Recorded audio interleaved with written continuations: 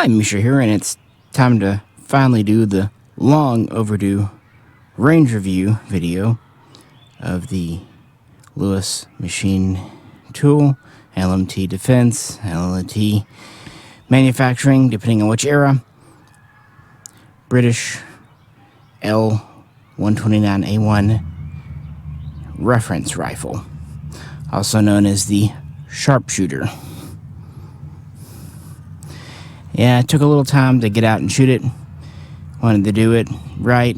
Kind of finally gave up and just threw it in the bag and ran some rounds through it. So we're going to try it. We'll do more with it later. We did a big video on the history of it. And if you could, check that out. Also, like, share, subscribe. You know the deal, Patreon. But just a little brief recap, since it has been the better part of a year since we talked about this here gun. This is essentially the military version of LMT's MWS. In the 308, it would be the LM308 or LM7, depending on the market. And the L129A1 came to be because of an urgent need the British military found themselves in 2009 in Afghanistan for a DMR, not a sniper rifle. They had bolt actions. They've been using the L86, which is not a great DMR.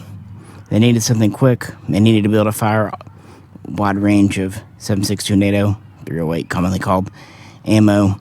So they issued an urgent request, and LMT submitted their LM7. It also went up against HK's 417 and FN's Scar Heavy, and a couple of others, but it was soon declared the winner and started to see field testing by early 2010 and was in limited but active combat by April, May of that year. And the idea was to issue essentially one per rifle squad section and train a couple other guys on it too. So basically 3 guys would be trained how to use this, with one guy having one to increase the range. Optimal range was about 600 to 800 meters, with maximum range at about 1,000 meters. Again, not really meant to be a true sniper gun, but meant to be a DMR with a secondary role, kind of like the old L1A1 SLR, is a battle rifle. Although interestingly, much like of course the civilian version here, the reference rifle, which is of course just safe and semi-automatic, the military version too that Britain used is safe semi-automatic. Essentially, this is what people would refer to as an AR10. It's a direct impingement, and it's considered modular with a quick change barrel. Standard barrel is 406 millimeters, or just over 16 inches, with the 11.25 and 1 twist. The British ordered it with a 3-prong Surefire flash hider, of course a monolithic rail, and it feeds from standard Magpul SR mags. So no little rundown there, but this is more to run some rounds through it. So with that, let's cut over to the range and put the first 5 test shots. And just because I picked some up from a friend, let's use the good old Turkish ZQI that Walmart used to carry for a really good price. Remember that stuff? I miss it. Anyway, to the range. Generally safe there? Yeah, you're good. Okay. So Quite a decent first test. So first test fire went fine, and I wanted to try a couple of other mags. I brought out a total of 4 Magpuls, because sometimes you get a dud. And tried a different box of ammo. There's a little bit of mix in the range bag. Very impromptu trip, but yeah, let's give it a second shot. Try another mag.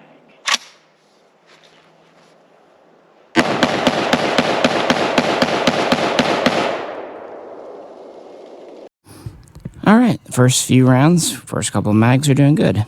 Now, The reference rifle is very similar to what LMT shipped Britain from about 2010 through 2015 or so. The initial order was about 400 some odd guns, but thousands are in service now. And you do get the the LMT metal sights. You get the correct stainless heavy profile barrel, long Picatinny rail, forearm with covers, and the ambi safety and the SOP mod buttstock. But that's kind of where it ends. It ships with one 20-round mag and this sling with QD sockets. So I kind of used the parts that I had available. This is a Chinese knockoff of a Harris bipod. It is the correct 6 to 9 length, so they didn't go for a really tall one, but I do want to replace this eventually with an actual Harris and proper mount. But it was on hand. It works for now. As for the optic, well, you know my situation. Some of my guns do have nice optics on them, but often either I got them used cheap, the optic, or the gun with the optic. But this normally would have in British service an ACOG 6x48 with an iron tarp for close quarters. That's a very expensive, although very durable and very well done sight set. I put this on though because there's a second version known as the SSW Sniper Support Weapon that started to see service around 2015, and instead of the ACOG, it comes with a Leupold. I think it's a 3x12 scope. This is not a Leupold, but kind of looks like it if you squint. And it was around, and so I threw it on. I should also point out that New Zealand uses a version of the Leupold too. So it's the closest I had for an optic. And with that, let's toss this off to a couple of friends for a really quick accuracy test. Keep in mind, I threw this optic on. It has not been sighted, bore sighted, anything like that, so we'll see how it does.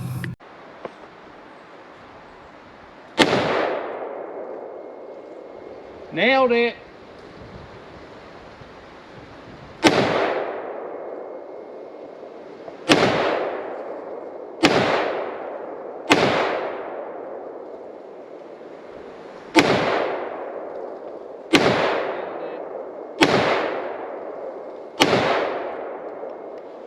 Okay. Well done. Let Rob give it a go. Shooting left-handed, eh? Here we go.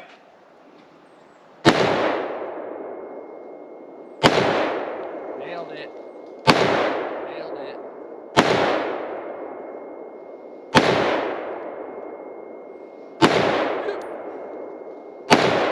Oh, that's good. Oh.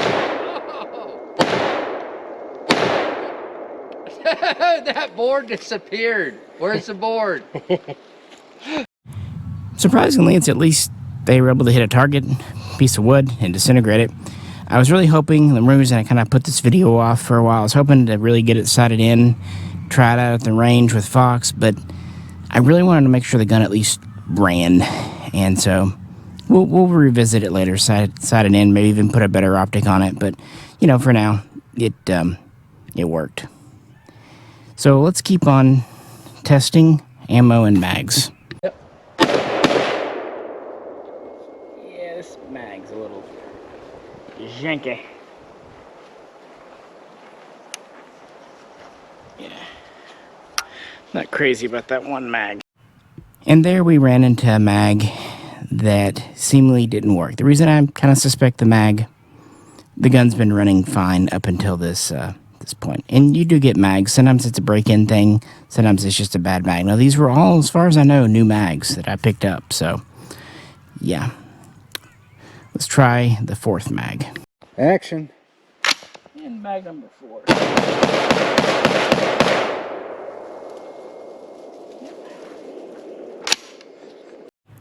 So, yeah. With 3 out of the 4 mags running, I'm just going to say we've got a dud mag. So what I did, I would have normally used tape, but we didn't have any with us, so we saran wrapped it. Where's it at here? Here's in the pouch. That way I marked it. I'll get home and try it later.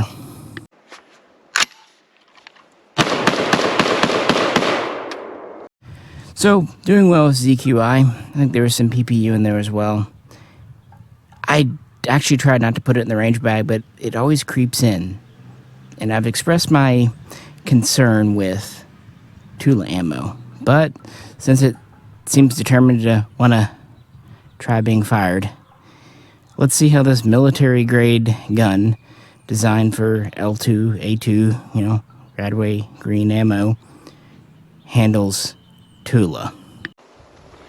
Action.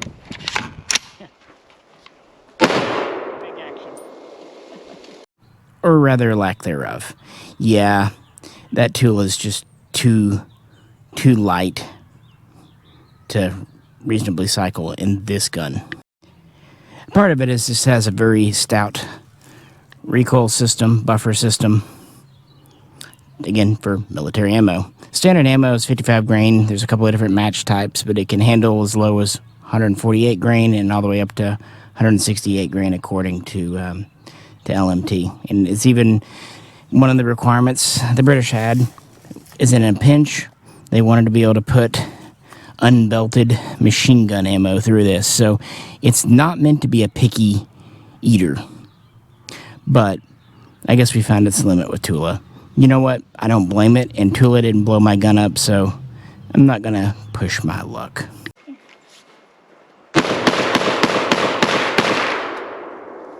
It's about all we had time for. If you couldn't tell in the shooting sections, we were running out of daylight. We were really there to work on the cabin and do some things, but I threw this in just to do that. So, pretty good first try. Maybe a little bit of wear and tear for break-in, a little good cleaning. But really smooth shooter, really enjoyed the trigger. Everyone commented that it was very light recoiling. And no one commented on it, but I'm sure some in the video already have. You could hear the ringing of the Surefire prong flash hider. But it's a neat little gun for what it is. Durable. It's under 10 pounds unloaded without an optic. It's about 39 inches with the stock extended and right at 36 with it collapsed, so about 3 feet. So it's a reasonably compact gun. Again, secondary role was intended as a battle rifle, combat rifle, DMR primary, sniper support. These also in an alternative version serve in New Zealand. And last year, 2023, the L129A2. Yeah, the new A2, I believe it's used by the Royal Marines, at least as of early. This is still February, although I'll publish this in March 2024. It has an 18 versus a 16-inch barrel, but its major difference is that it's chambered for 6.5 Creedmoor. And it is equipped with the different optic as well. I believe it is a Leupold, but I could be wrong. I'm trying to remember, and I'm drawing a blank. It also has a slightly extended forearm. Again, we have a little bit longer barrel. And instead of Picatinny rails with covers, it actually has an M-lock. And it has a completely ambidextrous lower, whereas since this MWS inspired gun from 2009, it was mostly ambi. But if you look at newer LMTs like the Estonian gun, the R20 we've looked at many times, they have even more ambi features, and so the A2. But it's hard to say how far the A2 will go, especially being in a non-standard, non-NATO standard cartridge. Anyway, just something I thought I'd point out. It's a development since we last talked about this here gun. But I was kind of wanting one modern AR10 type 308 AR. And since this one is a reference rifle, and since I was so happy with my Estonian, yeah, why not? And aside from that one mag and the fact that it doesn't cycle Tula, we had a really fun day. I really want to get out when we have more time, more ammo. Maybe bring a couple more mags with us. Although we had 4, like I said. Sighted in, try some good ammo. I actually do have some L2A2 in storage. This might be worthy of dragging it out. maybe get the right bipod on it. But either way, looking forward to it. But at least I know it, reasonably speaking, does cycle. And I was really pleasantly surprised with how smooth charging the bolt was, and how very reasonable the recoil was.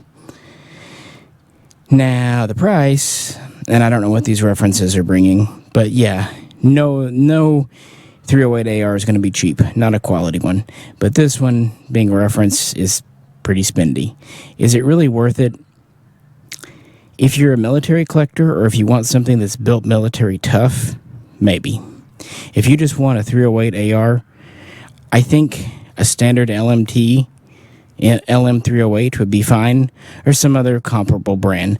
I will say, with these guns, buy once, cry once. The cheaper AR308s seem to be problematic, or take non-standard parts, or just wear out, because it's a big cartridge to shoot in a gun like this, even with modern metallurgy. Personal opinion, but there you have it. But what do you think? Do you own something like this or anything similar? Let me know. Again, sorry for not a more in-depth range review, but I figured, you know what? A couple hundred rounds fired is better than no rounds at all. Who knows how long it'll be, probably the spring before we can really get out and test it with steel. So, something now, we'll do something later in a part 3 or whatever you want to call it. But yeah, love to discuss below. As always, if you could, again, like, share, subscribe, and if you'd like to help us out, check out the Patreon. This is Misha. Oh, and the friends you saw in this video, they're actually helping build the cabin, so you'll probably be seeing them around more. Hopefully. We'll see. I will say, after shooting this, they actually ask, hey, next time you go out shooting for a full day, let us know. Might come out and join you. So, maybe we made some new range friends. See, guns, they bring communities together.